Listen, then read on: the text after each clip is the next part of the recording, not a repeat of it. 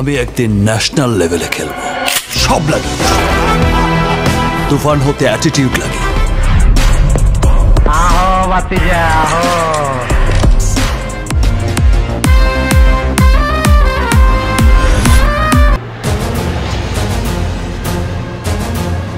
এবার বাংলার মেগাস্টার শাকিব খান তুফান 2 এ বড় চমক নিয়ে হাজির হচ্ছেন।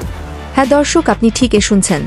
তুফানের পরিচালক রায়হান রাফি একটি গণমাধ্যমে বলেন, তুফান 1 তো কিছুই না, তুফান 2 হলো আসল সিনেমা। তাই তুফান 2 এ এবার ভিলেন চরিত্রে থাকতে পারে বাংলার একসময়ের সুপারস্টার আমিন খান। হ্যাঁ, আপনি এই নাম শুনতেই চমকে যেতে পারেন, এটাই স্বাভাবিক। তাহলে আমার হাত থামে না, অ্যাকশন স্পিড সব লাগে। আমরাও প্রথমে এই নাম শুনেই চমকে গিয়েছি, এমন পোস্ট চলছে সোশ্যাল মিডিয়ায়। তুফান 1 এ যেমন অভিনয় করেছেন বাংলার মেগাস্টার শাকিব খান, নাবিলা ও মিমি চক্রবর্তী এবং মন ভোলানো পারফরমেন্স দিয়ে সিনেমা হলে দর্শকের মন জয় করা অভিনেতা চঞ্চল চৌধুরী।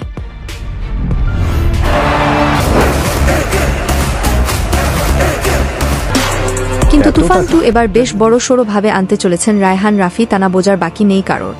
শাকিবের সাথে যদি এবার তুফান 2 এ ভিলেন চরিত্রে বড় পর্দায় হাজির হয় আমিন খান, তাহলে দর্শক কতটা এনজয় করে সিনেমা হলে সেটাই এখন দেখার বিষয়। তো প্রাণপ্রিয় ভিউয়ার্স, তুফান 2 এ ভিলেন চরিত্রে আমিন খান অভিনয় করলে আপনার কাছে কেমন লাগবে? আপনার মনের ভাব আমাদের কমেন্ট করে জানিয়ে দিতে পারেন।